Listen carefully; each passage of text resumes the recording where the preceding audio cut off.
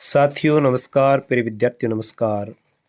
आज के इस वीडियो में हम पढ़ेंगे बोर्ड की दृष्टि से महत्वपूर्ण प्रश्न, कक्षा 12 हिंदी अनिवार्य की पाठ्यपुस्तक आरोह भाग 2। इसके अंतर्गत हम पढ़ेंगे पद्य भाग की कविता आलोक धनवा की कविता पतंग के महत्वपूर्ण प्रश्न। तो इसमें जैसे ये महत्वपूर्ण प्रश्नों की क्लास नंबर 2 है और इसमें पहला प्रश्न है वो इस प्रकार है कि पतंग कविता आलोक धनवा के किस काव्य संग्रह से ली गई है। ये पहला प्रश्न है।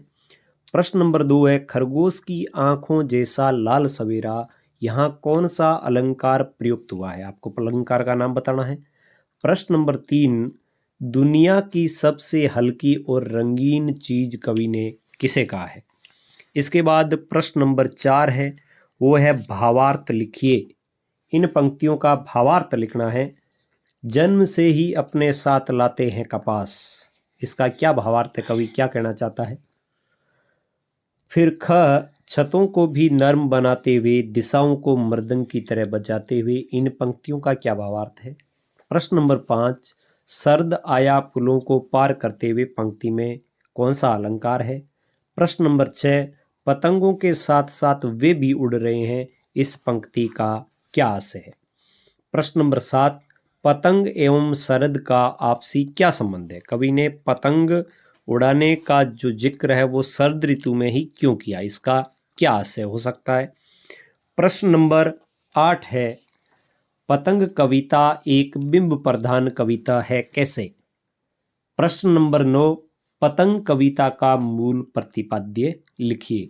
और प्रश्न नंबर 10 और अंतिम सप्रसंग व्याख्या कीजिए। सबसे तेज बौछारें गई भादो गया, यहाँ से लगाकर नाजुक दुनिया यहाँ तक।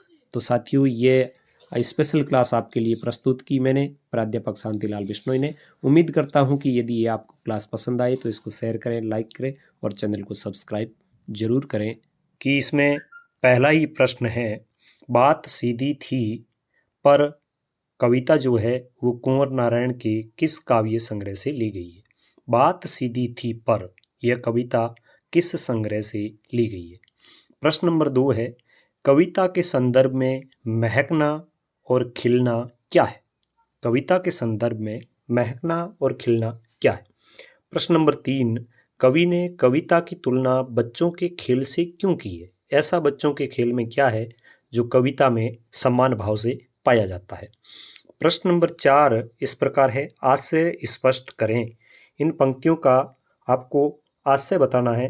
भाषा के चक्कर में जरा टेढ़ी फंस गई। ख बात और भी पेचीदा होती चली गई। बात की चूड़ी मर गई। और घ भाषा को सहूलियत से बरतना, इनका क्या आशय है वो स्पष्ट करना है।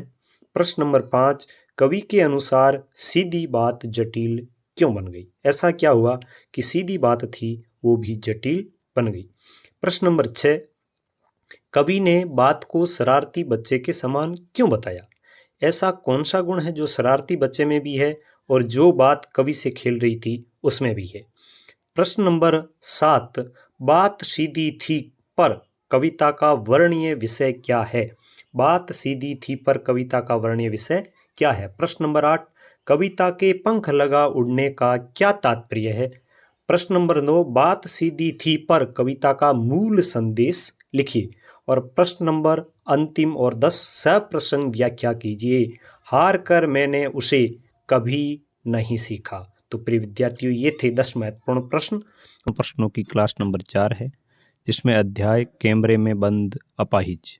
तो इसमें सबसे पहले महत्वपूर्ण प्रश्न है कैमरे में बंद अपाहिज कविता किस काव्य संग्रह से ली गई है। रघुवीर सहाय के कौन से संग्रह से ये ली गई है। प्रश्न नंबर 2 कैमरे में बंद अपाहिज कविता का व्यंग्यार्थ क्या है। इसमें किस बात पर व्यंग्य किया गया है ये आपको लिखना है। प्रश्न नंबर 3 पर्दे पर वक्त की कीमत है, इस पंक्ति से मीडिया की किस सोच का पता चलता है। पर्दे पर वक्त की कीमत है, इस पंक्ति से मीडिया की किस सोच का पता चलता है। प्रश्न नंबर 4 इंतजार करते हैं आप भी उसके रो पड़ने का, यहाँ कौन किसके रो पड़ने का इंतजार करता है? कौन किसके रो पड़ने का इंतजार करता है? प्रश्न नंबर 5वां है कि हमें दोनों एक संग रुलाने हैं। हमें दोनों एक संग रुलाने हैं, इस कथन से क्या आशय है? कौन कह रहा है, किसको रुलाना है? प्रश्न नंबर 6, कैमरे में बंद अपाहिज कविता के आधार पर बताइए कि हमें शारीरिक चुनौती झेल रहे लोगों के साथ किस तरह का व्यवहार करना चाहिए। कैमरे में बंद अपाहिज कविता के आधार पर आपको बताना है कि शारीरिक चुनौती झेलने वाले लोगों के साथ अपना व्यवहार किस तरीके का हो। प्रश्न नंबर 7, कैमरे में बंद अपाहिज कविता करुणा के मुखेटे में छिपी क्रूरता की कविता है, कैसे? करुणा के मुखेटे में छिपी क्रूरता की कविता है, कैसे? और प्रश्न नंबर 8 है, वो इस प्रकार है कि कैमरे में बंद अपाहिज कविता में किस सोच की अभिव्यक्ति हुई है? कैमरे में बंद अपाहिज कविता में किस सोच की अभिव्यक्ति हुई है? प्रश्न नंबर 9, दूरदर्शन पर अपाहिज को लाने के पीछे मीडिया कर्मी का क्या उद्देश्य है? वो दूरदर्शन पर अपाहिज को क्यों ला रहा है? और प्रश्न नंबर 10, सप्रसंग व्याख्या कीजिए, फिर हम पर्दे पर दिखाएंगे।